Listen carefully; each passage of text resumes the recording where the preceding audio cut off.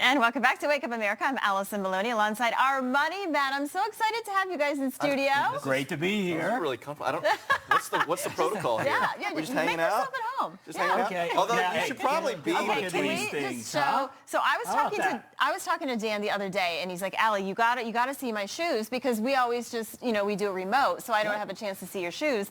And you promised bright shoes, so we got some. Listen, Yeah, people, matches my tie. people in Malaysia this morning can see these shoes. So Thanks, Seth. yeah, Guy doesn't know it's stuff. bright. It smacked him in the face. It'll wake you up. Well, thanks, guys. Seth Denson and Dan Geltrude for being here. We're gonna talk some business. I'm gonna run through some business headlines and get your reaction. Sure. U.S. stocks rising yesterday after better than expected third quarter earnings. The Dow ending its best weekly performance since June. So, Seth, we were talking about this. It's just we have good weeks and bad weeks, right? So a decent week. Well, it's a good week, and Dan and I were talking about this earlier. Finally, something that the market should react positively to. Earnings reports, right? Isn't this what the stock market's supposed to do?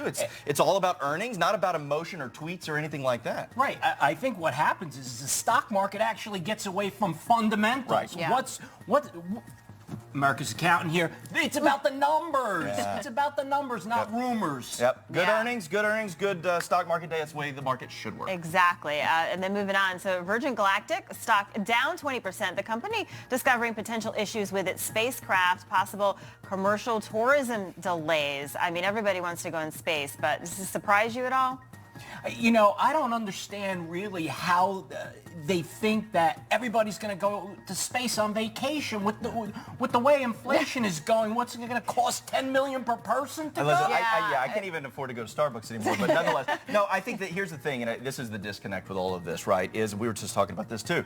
It was great to see Captain Kirk go into space. But the other folks that were there spent $250,000, and I think Jeff Bezos lost money on that. So this is a very elite group of people and limited subset that are going to be able to ever do this. I'm not surprised. Well, I think when Richard Branson had said, eventually, we'll have everyone be able to go in space. Like, what is that? I mean, eventually, a couple $100,000. Nobody really For has 4 minutes? Right, I mean, money all right. like Yeah, that. I don't really Wish I think had that much to spare.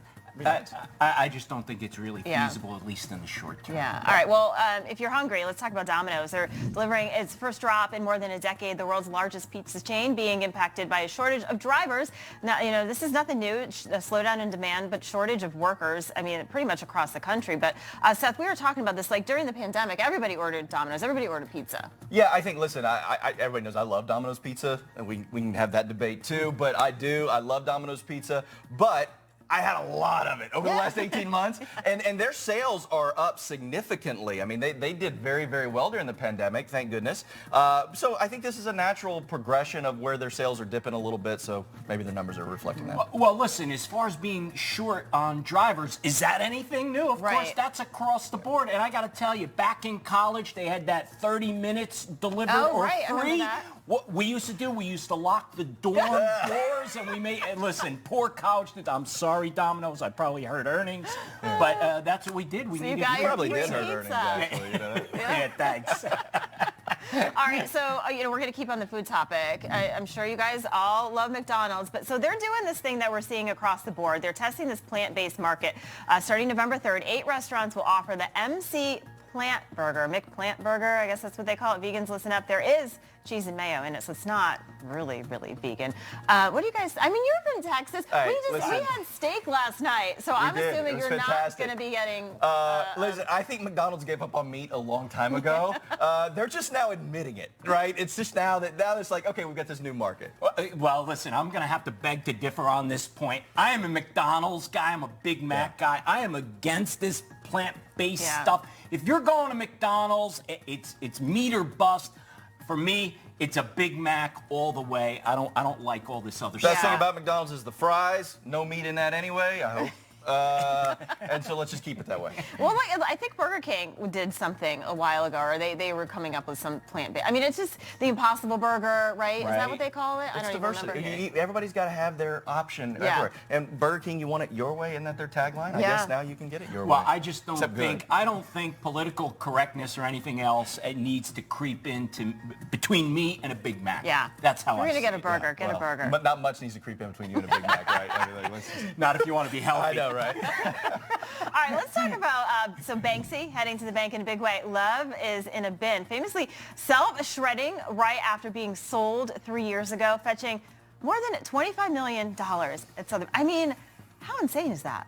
I think Hunter's getting some ideas this morning. Yeah. I don't get this. I know if with the 25 million I have sitting around, I am not going to be buying anything like that. I think there's better investments. But listen, I don't understand a lot of artwork. People look at something and say that's art. I just don't see it. Maybe I'm not cold enough. I live on the fact that beauty's in the eye of the beholder, and my wife subscribes to that. Thank God.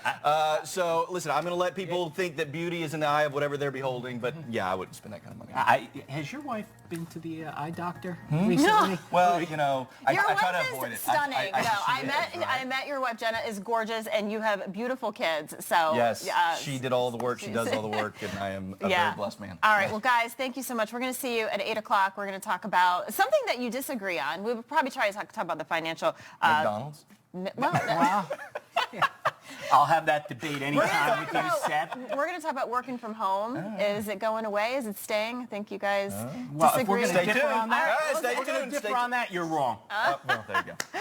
All right. Thank you so much. Coming up next, how many people can say they've been to space? Well, not many, but our next guest can. Astronaut Winston Scott joins us to talk about life beyond the stars and today's NASA Lucy launch. You're watching Wake Up America Weekends only on Newsmax.